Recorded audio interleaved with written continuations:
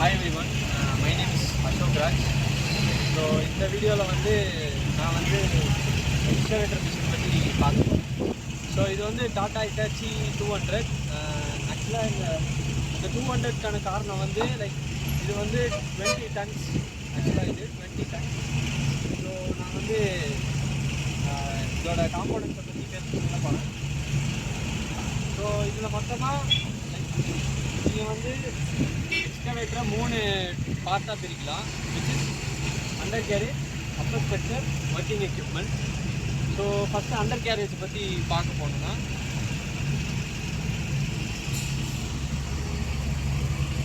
So இது வந்து final drive. So final டிரைவுக்கு பின்னாடி பார்த்தீங்கன்னா ஸ்ப்ராக்கெட்டுக்கு பின்னாடி ட்ராக் மோட்டார். ஸோ இது ஃபுல்லாக பார்த்தீங்கன்னா ட்ராக் குரூப் அப்படின்னு சொல்லுவாங்க. ஸோ ட்ராக் குரூப்பில் இது மட்டுமே, இந்த பார்ட் ஒன்று மட்டுமே ட்ராக் ஷூன்னு சொல்லுவாங்க. ஸோ இந்த ட்ராக் ஷூ கீழே இது செயின். ஸோ ட்ராக் ஷூவும் செயினும் அட்டாச்சில் தான் இருக்கும். ஸோ இந்த ட்ராக் குரூப்பை இணைக்கிறது ஒரே ஒரு மாஸ்டர் பின். அந்த மாஸ்டர் பின்னை மட்டும் கழிச்சுனா இந்த ட்ராக் குரூப்பே நம்ம டிஸ்மேண்டில் பண்ணிடலாம்.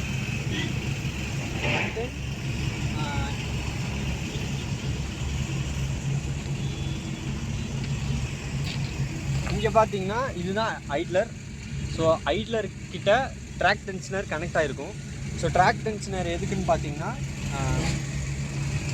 சப்போஸ் நம்ம ரொம்ப நேரமாக நம்ம வந்து ஒர்க் பண்ணிகிட்டு இருக்கோம் அப்படின்னா இந்த ட்ராக் குரூப் வந்து லூஸ் ஆகும். ஸோ இங்கே வந்து ஒரு நிப்பிள் இருக்கும். நிப்பிளில் வந்து நம்ம வந்து கிரீஸ் அடிக்க ஆரம்பிச்சோம் அப்படின்னா ஸோ இந்த ட்ராக் டென்ஷனர் வந்து விரிவடைப்போ இந்த ட்ராக் குரூப் வந்து டைட் ஆகுறப்போ so we can use it easily.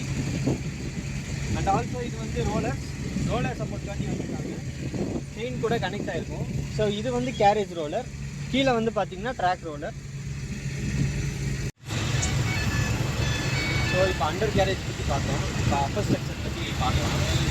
Appar ஸ்ட்ரக்சரில் பார்த்தீங்கன்னா நிறைய காம்போனன்ட்ஸ் இருக்குது. ஸோ இது வந்து டிரைவரோட ஆப்ரேட்டர் கேபின்.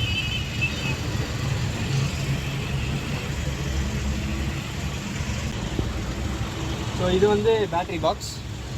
பேட்ரி பாக்ஸ் இங்கே பார்த்தீங்கன்னா இது fuel tank which is 400 litre. அப்புறம் இது பார்த்தீங்கன்னா இன்ஜின்.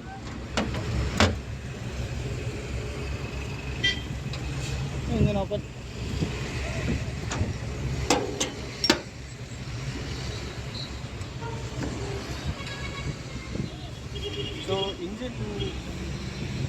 ஸோ இதுதான் இன்ஜின். இது வந்து ஹீட் எக்ஸ்சேஞ்ச் ஏரியா. ஸோ இது வந்து கூலண்ட், ரேடியேட்டர்ஸ்லாம் இந்த பக்கம் இருக்கும். ஸோ இது வந்து 6 சிலிண்டர் இன்லைன் இன்ஜின். ஸோ அது வந்து எக்ஸாஸ்ட் மஃப்ளர். ஸோ இது வந்து டர்போ சார்ஜர். அவ்வளோதான். ஸோ இந்த வண்டியில் எப்போவுமே எக்ஸ்கவேட்டரில் இன்ஜின் வந்து பின்னாடி தான் வச்சுருப்பாங்க, பிகாஸ் ஆஃப் கவுண்டர் வெயிட்டுக்காண்டி. ஸோ ஒர்க்கிங் எக்யூப்மெண்ட்டில் பார்த்தீங்கன்னா 3 காம்போனன்ட்ஸ் இருக்குது. விச் இஸ் பூம், இல்லைன்னா ஆம்னு சொல்லுவாங்க. அப்புறம் பக்கெட். இப்போ வந்து பூமை வந்து ஆப்ரேட் பண்ணுறதுக்கு பூம் சிலிண்டர், ஆமை வந்து ஆப்ரேட் பண்ணுறதுக்கு ஆம் சிலிண்டர், பக்கெட்டை வந்து ஆப்ரேட் பண்ணுறதுக்கு பக்கெட் சிலிண்டர். ஸோ இது வந்து 4 டிப் பக்கெட்டு. ஸோ க்ரன்ச்சஸ் வந்து அதிகமாக தோன்றதுக்கு அட்டாச் பண்ணியிருக்காங்க நினைக்கிறேன். அண்ட் ஆல்சோ அடிஷ்னலி இதை வந்து நம்ம அட்டாச்மெண்ட்டும் அட்டாச் பண்ணிக்கலாம் இதை பொறுத்த வரைக்கும். ஸோ இது வந்து பார்த்திங்கன்னா இதுதான் ஸ்விங் மோட்டார். இது எக்ஸ்கவேட்டரை பொறுத்த வரைக்கும்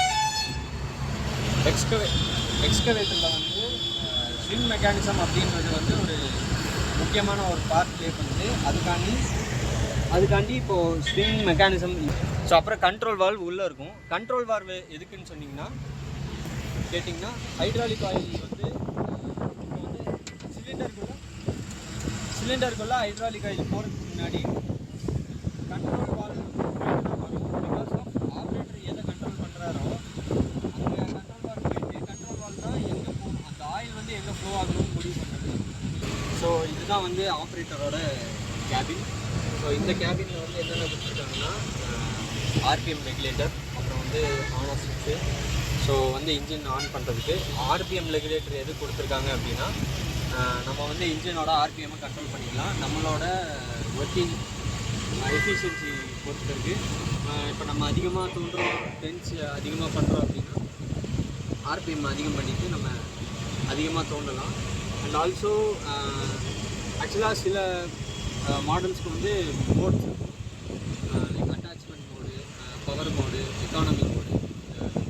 எப்போவுமே வந்து எக்ஸ்கவேட்டர் பொறுத்த வரைக்கும் எக்கானமி மோடில் தான் வச்சு ஓட்டுவாங்க. ஸோ இதோட கண்ட்ரோல்ஸ் அப்படின்னு பார்த்தீங்கன்னா இது வந்து ஸ்விங் லெஃப்ட், ஸ்விங் ரைட்டு. இது வந்து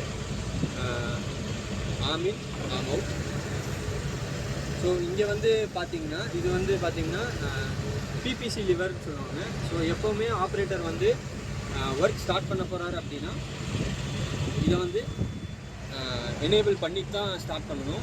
அப்புறம் எப்போ ஒர்க் ஸ்டாப் பண்ணுறாரோ டிசேபிள் பண்ணிட்டு தான் ஸ்டார்ட் பண்ணணும்.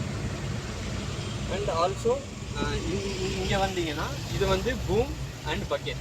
ஸோ இது வந்து பூம் அப், இது வந்து பூம் டவுன், இது பக்கெட் இன், இது பக்கெட் க்ளோஸ், பக்கெட் ஓப்பன்.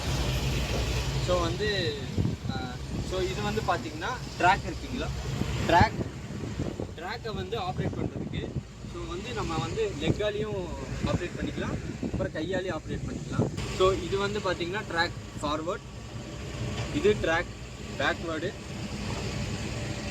அப்புறம் லெஃப்ட் ட்ராக் மட்டும் முன்னாடி போகுது. ஸோ தட் வண்டி வந்து லெஃப்ட் திரும்பும். இது வந்து ரைட் ட்ராக் முன்னாடி போகிறது, வண்டி வந்து ரைட் திரும்பும்.